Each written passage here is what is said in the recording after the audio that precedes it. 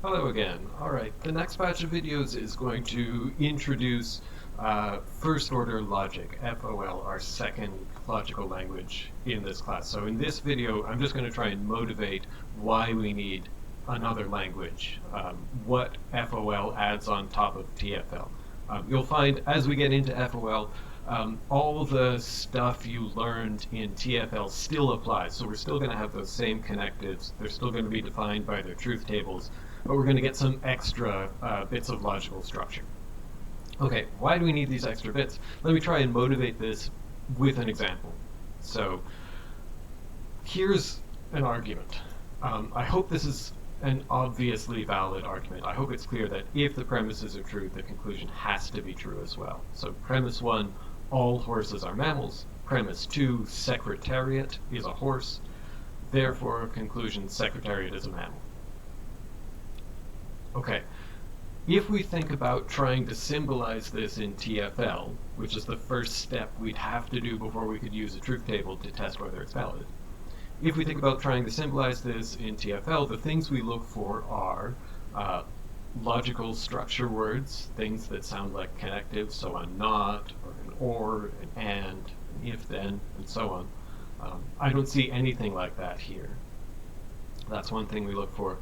Second thing we look for is patterns of repetition. But the patterns of repetition we care about are repetition of complete sentences. And by complete sentences, I mean the kind of thing that can be true or false. So secretariat is a horse, that might be true or false. I think in fact it's true. I'm pretty sure secretariat is a horse. Secretariat is a mammal, that's another thing that can be true or false. But they aren't the same thing. They don't say exactly the same thing. It's at least logically possible that one could be true while the other is false. They don't say the same thing. Now there is some repetition between those two, right? They're both talking about secretariat.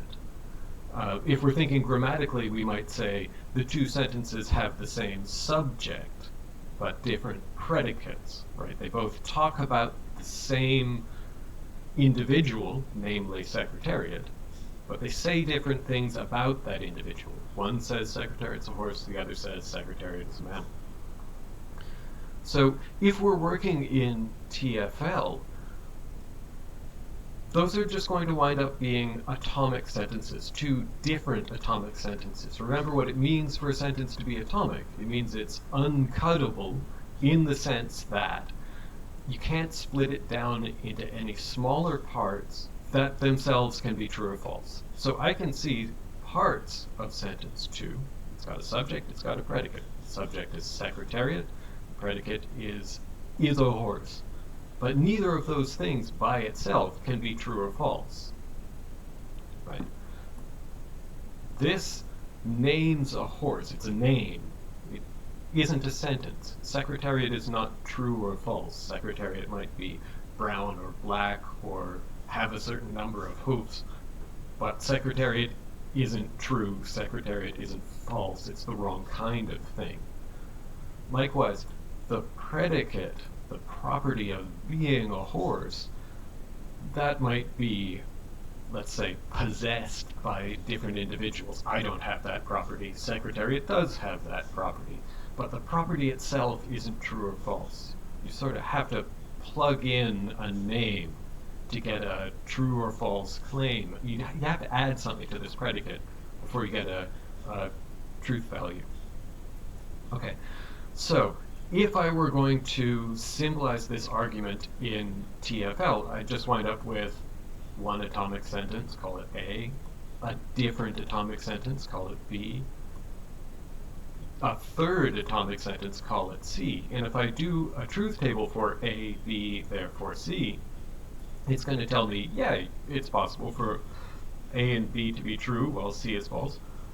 Pardon me. But that's a mistake. We, competent, reasonable human beings can look at this and say, well, if somehow secretariat is a horse, but not a mammal, so if premise 2 is true but the conclusion is false, then the first premise has to be false. So if all horses are mammals and secretariat is a horse, then secretariat has to be a mammal. What's going on here is there is a pattern of repetition between these sentences. Premise 2 talks about secretariat, the conclusion talks about secretariat. Premise 1 talks about horses, premise 2 also talks about being a horse. Premise 1 talks about mammals, the conclusion talks about being a mammal.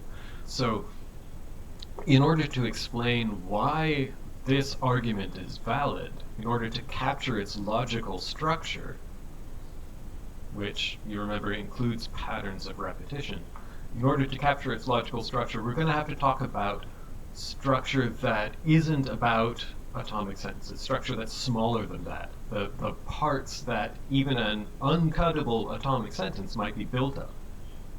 Okay, so that's going to be our first step. So the next video I'll put up is going to explain how we deal with the two kinds of things that we've seen so far, names and predicates, how we deal with those things in FOL. See you in a second.